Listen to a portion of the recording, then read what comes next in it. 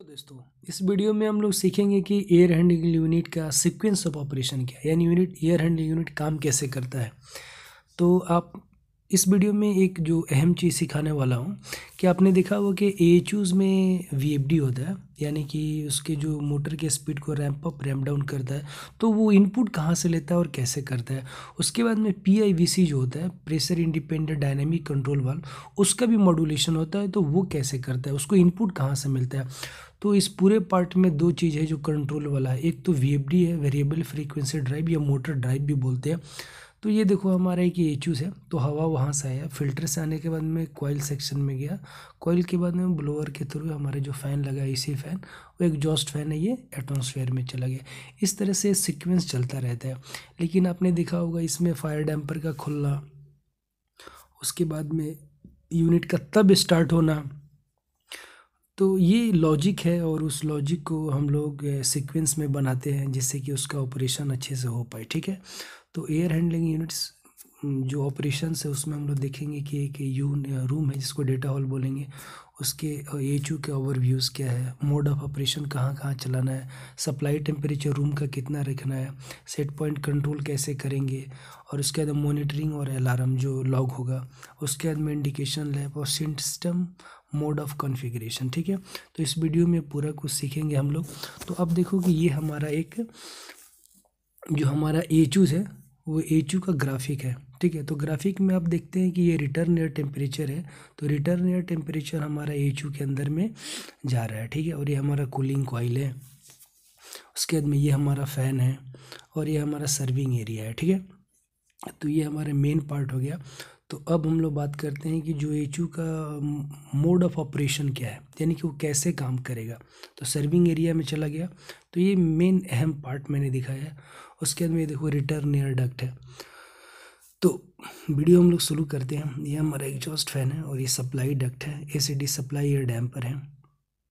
तो ये तो उसके पार्ट हो गए, कॉइल हो गया, फिल्टर हो गया, फ़ैन हो गया, उसके बाद में रिटर्न डक्ट हो गया, सप्लाई डक्ट हो गया, एग्जॉस्ट डक्ट हो गया, और उसके बाद में डीडीसी जो इसको कमांड देता है। ठीक है। तो हम लोग शुरू करते हैं। डीडीसी मेटासिस का है, सीएनसी मॉडल का है, 16122-3 है, क्योंकि ये मेन कंट्रोलर होता है, आईपीसी भी बोलते हैं। तो अब इसकी बात करते हैं। तो देखो रिटर्न डक्ट में हमारा डैम्पर है और सप्लाई डक्ट में भी डैम्पर है। तो टेम्परेचर लूप की बात करते हैं। तो जैसे ही सप्लाई डक्ट का टेम्परेचर मान लो कि हम लोगों ने सेट किया है 32 डिग्री, सॉरी 21 डिग्री, तो पीआईवीसी को क्या करेगा, मॉड्यूलेट करेगा। नॉर्मली जो कैनवास का टेम्परेचर होता है वो हम लोग 13 डिग्री सेल्सियस रखते हैं। जैसे ही 13 डिग्री से ऊपर होगा तो ये हम रिटर्न डक्ट में, तो क्या होगा कि हमारा जो पीआईवीसी है उसको ओपन करेगा। तब तक करेगा जब तक कि ये अचीव ना हो जाए। अब आते हैं डैम्पर मॉड्यूलेशन। ठीक है। तो जैसे ही एचयू ऑन होता है, एचयू होने के बाद में एग्जॉस्ट डैम्पर 30%, सप्लाई डैम्पर 30% और रिटर्न डैम्पर 70% ओपन होता है। उसके बाद में ये नॉर्मल मोड में अपना चलना शुरू कर देता है। ठीक है। उसके बाद में आप देखते हैं कि आप रिटर्न डक्ट में एक हम वीओसी सेंसर लगाते हैं। वो वीओसी सेंसर हमारा मिथाइल, इथाइल, सीओ, बहुत सारी चीज़ को वो डिटेक्ट करता है। तो इसका वैल्यू हम लोगों ने 1000 ppm रखा है, यानी कि रिटर्न डक्ट में जैसे ही सीओ का वैल्यू या वीओसी का वैल्यू 1000 से ऊपर होगा, देखो तो क्या होगा, जो हमारा फ्रेश एयर डैम्पर है 100% मॉड्यूलेट करेगा, रिटर्न 0 हो जाएगा और एग्जॉस्ट 100% ओपन होगा। ठीक है। तो ये क्लियर समझ में आ गया। और जैसे ही ये देखो अभी हमारा ये जो डैम्पर है 100% फ्रेश हवा देने लगा। ठीक है। उसके बाद में ये तब तक देता रहेगा जब तक कि हमारा पीपीएम का वैल्यू 1000 अचीव ना हो जाए, 1000 से कम ना हो जाए। जब ये हो जाएगा फिर वो डैम्पर अपना पहले वाले मोड में चलेगा, यानी कि सप्लाई रिटर्न 70 लेगा, फ्रेश एयर 30 लेगा और एग्जॉस्ट 30 करेगा। ठीक है। तो ये हमारा डैम्पर का मॉड्यूलेशन दिखा है, फ्रेश, रिटर्न, ये डैम्प। उसके बाद मैं आपको बताया था कि ब्लोअर जो है हमारा, जैसे कि फ़ैन है वीएफडी टाइप का है, देखो नीचे में वीएफडी लगा हुआ, ये रैंप अप रैंप डाउन कब करेगा। तो ये क्या करेगा, जो सप्लाई टेम्परेचर है, सप्लाई टेम्परेचर, उसमें हम लोग सेंसर लगाते हैं। वो क्या करेगा, हमारा डीडीसी को इनपुट देगा। चलो ये रिटर्न है तो रिटर्न से डीडीसी को इनपुट देगा कि रिटर्न टेम्परेचर अभी ज़्यादा हो गया है। उस केस में क्या करेगा, जो हमारा वीएफडी है वो रैंप डाउन हो जाएगा। तब तक रैंप डाउन होगा जब तक कि उसका टेम्परेचर सेट पॉइंट के बराबर नहीं हो जाए। रिटर्न एयर टेम्परेचर पे ये काम करता है, और जो हमारा PIVC है वो सप्लाई एयर टेम्परेचर पे काम करता है। तो बता दिया है कि जो PIVC का जो मॉड्यूलेशन होगा वो हमारा सप्लाई एयर के टेम्परेचर पे होगा सेट पॉइंट पे। वो DDC को बोलेगा कि देखो हमारा सेट पॉइंट 13 था, अभी वो क्या हो गया 16 हो गया, तो PID लूप पे काम करता है, प्रोपोर्शनल इंटीग्रेशन डेरिवेटिव। यानी कि जो हमारा कंट्रोलर होता है उसमें PID हम लोग सेट करते हैं कि एक्चुअल कितना है, सेट कितना, उसके बाद में वो। तो ये तो क्लियर हो गया कि किस मोड में कौन सा करेगा। तो नेक्स्ट आगे देखते हैं। आगे देखो BMS मॉनिटरिंग एंड कंट्रोलिंग, यानी कि BMS हम लोग क्या क्या देख सकते हैं। तो अब देखो फिल्टर है, फिल्टर का स्टेटस देखने के लिए हमें पेन का, यानी जॉनसन कंट्रोल का पेन एक मॉडल है, वो हम लोगों ने फिल्टर के क्रॉस में लगा दिया है। तो ये बताएगा कि हाँ ये फिल्टर डर्टी है या नहीं। उसके बाद में आपको दिखाएगा फिल्टर स्टेटस के लिए देखो ये IO पॉइंट्स बोलते हैं, analog input IO points input output points होते हैं। तो अब देखो ये हमारा क्या है, PIVC चिल वाटर का फीडबैक बताएगा कि वो कितना % खुला हुआ, तो वो भी हम लोग DDC में पॉइंट डालते हैं। उसकी जो जो पॉइंट हमें चाहिए कंसल्टेंट के थ्रू वही हम लोग बनाते हैं। जैसे कि रिटर्न हमारा डैम्पर था, तो देखो लिखा हुआ supply air damper modulation feedback, यानी कि वो सप्लाई डैम्पर भी कितना % खुला, तो हम BMS में देख सकते हैं। तो उससे भी 2 केबल आएगा, ठीक है, उसमें 4 केबल होते हैं, एक 24 वोल्ट का और 2 होता है हमारा, एक कॉमन और एक सप्लाई। तो हमारा एक फीडबैक का हो गया और दूसरा पावर का हो गया। चिल वाटर देखो ये 2 वे कंट्रोल वाल्व है, दिखाया ना, तो इसका भी इसमें 4 वायर आएंगे, 2 फीडबैक का आएगा और 2 कंट्रोल का आएगा। इसमें 6 वायर का होगा केबल, 2 फीडबैक, 2 कमांड और 2 पावर के लिए। 24 वोल्ट सप्लाई जाएगा, जो हमारा मेटासिस का जो भी दिखाया था अभी कंट्रोलर वहाँ से आएगा, ठीक है। तो ये देखो एयर हैंडलिंग यूनिट के कुछ पॉइंट्स है जो सप्लाई एयर टेम्परेचर देख सकते हैं, humidity, outdoor temperature, chill water coil temperature, chill water in out, 2 way valve का फीडबैक, कमांड, लोकेशन, उसके बाद में डैम्पर का लोकेशन और डैम्पर कितना % खुला है, फीडबैक। तो ये सारे VFD है वो उसका ऑन ऑफ स्टेटस दिखाएगा, उसके बाद में VFD का हर्ट्ज दिखाएगा। तो ये सारे पॉइंट जो हम BMS में लेते हैं, ठीक है। तो आप देखो कि ये जो हमारा ये सारा मॉनिटरिंग था, और वो देखो VOC सेंसर के बारे में बताया था ना, कि जैसे ही इसमें VOC सेंसर के लिए 4 केबल जाता है, 2 पावर के लिए जाता है और 2 इनपुट देता है हमारे DDC को कि हाँ फीडबैक कि वो कितना % खुला है। अब AHU ओवरव्यू करते हैं कि उसका टेम्परेचर कैसे रखते हैं। सपोज एक रूम है, मान लो डाटा हॉल सप्लाई कर रहे हैं 29 डिग्री सेल्सियस, और हमने क्या कंडीशन रखा है कि नॉर्मल स्पेस जो ह्यूमिडिटी रेंज होगा 20 से 80 होगा। अगर 20 से नीचे होता है तो वार्निंग देगा, अगर 10 के नीचे आ गया तो अलार्म देगा, किसमें, हमारा कंट्रोलर में, कि ह्यूमिडिटी बहुत कम हो गया। उसके बाद में स्पेस हाई ह्यूमिडिटी क्या होगा, 80 से ज़्यादा होगा तो अलार्म, और उसके ऊपर में जाएगा तो जो भी है, ठीक है। तो अभी आप देख लो जितने भी AHUs होते हैं उसके कुछ अहम पार्ट है, जैसे कि मोटराइज डैम्पर है, सप्लाई रिटर्न मिलाया, फिल्टर होता है, जो फिल्टर 2 तरह के MERB13 और 8 होता है, प्री फिल्टर और MERB13 होता है। ये एसरे के अकॉर्डिंग है, या EN779 ये हमारा कॉइल हो गया, कॉइल क्लीनिंग करते तो PIVC होता है जो मॉड्यूलेट करता है, मल्टी टर्न इसलिए क्योंकि वो फाइन देगा। उसके बाद में PIVC दिखाया, VFD दिखाया, उसके बाद में अपना डैम्पर दिखाया, उसके बाद में हमारा कंट्रोलर होता है, जो कंट्रोलर पूरा ऑटोमेशन, मतलब ऑटोमेशन के लिए ही कंट्रोलर लगाते हैं। जो भी इनपुट्स आउटपुट है वो हम लोग डायरेक्ट कंट्रोलर से उसके बाद में हम लोग अपना वर्क स्टेशन में देख सकते हैं, ठीक है। तो AHU में कुछ पॉइंट्स है जो दिखाया, IO पॉइंट्स इसको बोलते हैं। AHU start stop digital input होता है, सप्लाई टेम्परेचर एनालॉग इनपुट होता है क्योंकि ये कम ज़्यादा होता रहता है। सप्लाई फैन का स्पीड वो भी एनालॉग इनपुट हुआ क्योंकि घटेगा बढ़ेगा। जनरल फॉर डिजिटल आउटपुट होता है। AHU operation mode analog input होगा, 2-3 मोड में काम करेगा। फायर सिग्नल डिजिटल इनपुट होगा, मैक्स कूलिंग मोड भी डिजिटल इनपुट होगा। तो आपको बताऊं कि डिजिटल इनपुट क्या होता है, डिजिटल आउटपुट क्या होता है। ऑन ऑफ अगर कोई है, यानी कि 1 और 0 के टर्म में, तो वो डिजिटल इनपुट हो गया। और डिजिटल आउटपुट कैसे हो गया, तो वो भी 1 और 1। जैसे कि आप देखते होंगे कि फ़ैन है, या तो बंद हो गया या चालू होगा तो डिजिटल इनपुट हो गया। उसके बाद में मैनुअल स्विच होता है, ऑटो मैनुअल, HOA बोलते हैं, hands of and auto mode, तो वो भी हमारा एक तरह का क्या होगा, डिजिटल इनपुट हो गया। जो स्विचेज है सारा डिजिटल इनपुट है। डिजिटल आउटपुट क्या होता है, जैसे कि फ़ैन को चालू करना, डैम्पर को ओपन करना। उसके अंदर PIVC जो है अगर वो मल्टी टर्न नहीं है, सपोज 100% ओपन 100% क्लोज है, तो उसको डिजिटल आउटपुट बोलेंगे। अब डिजिटल आउटपुट इनपुट हो गया। अब बात करते हैं एनालॉग इनपुट की। जैसे टेम्परेचर है तो हमेशा घटता बढ़ता रहेगा, तो ये प्रेशर है तो डिजिटल इनपुट हो गया।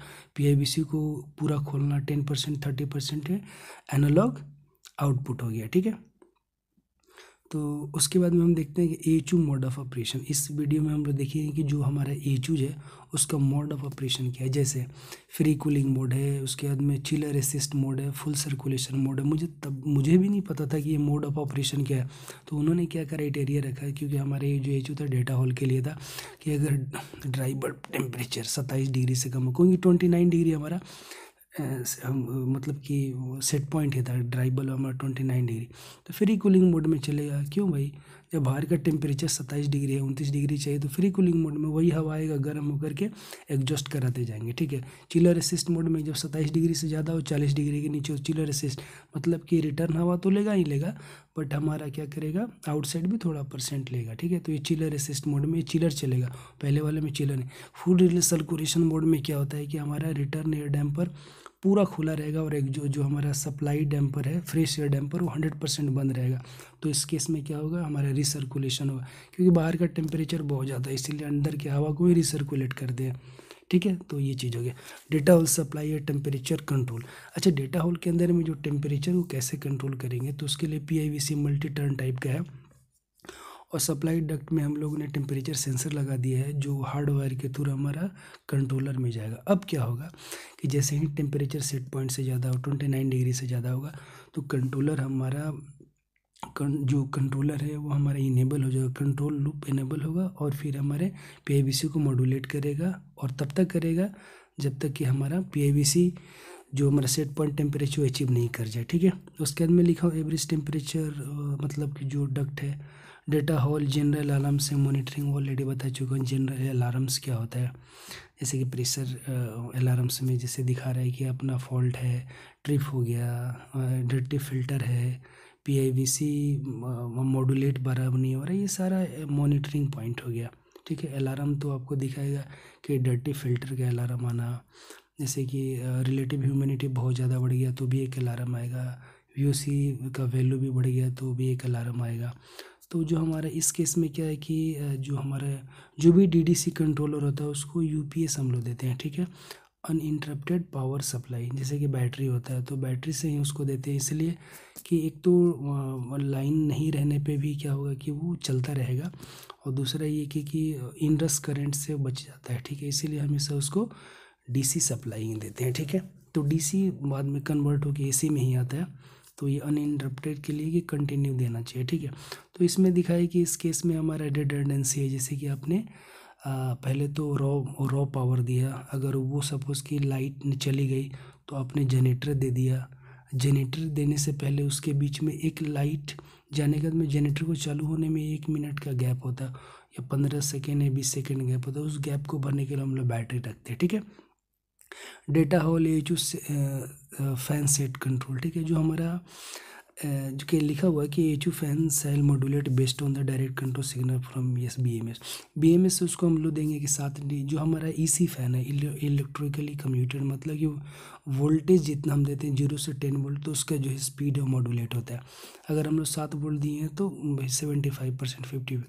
और हमारा जो डक्ट में जो प्रेशर होना चाहिए डक्ट में, वो बेसिकली 125 पास्कल होना चाहिए। अगर उससे कम होगा तो हमारा VFD क्या करेगा, रैंप अप करेगा, और उसके बाद में ये प्रेशर 125 तक चलेगा। तो वो VFD का भी दिखा दिए कैसे करेगा, यानी कि EC फैन मॉड्यूलेट करेगा, ठीक है। उसके बाद मैं आपको दिखाऊँ कि हाँ yes, initial pressure set point should भी 125 पास्कल होना चाहिए। BMS shall send a command signal to all the HOS। जैसे ही अगर 125 PSI से कम होगा तो कमांड देगा, और सारे AHU के जो फैंस है उसको चालू कर देगा, ठीक है। In case of max cooling mode, यानी कि हमको मैक्स कूलिंग चाहिए, बहुत ज़्यादा गर्मी है, 29 की जगह 40 डिग्री हो गया, उस केस में सारे फैन 100% स्पीड में चलेगा, और चिलर असिस्ट मोड में रहेगा, यानी कि चिलर भी ऑन रहेगा, ठीक है।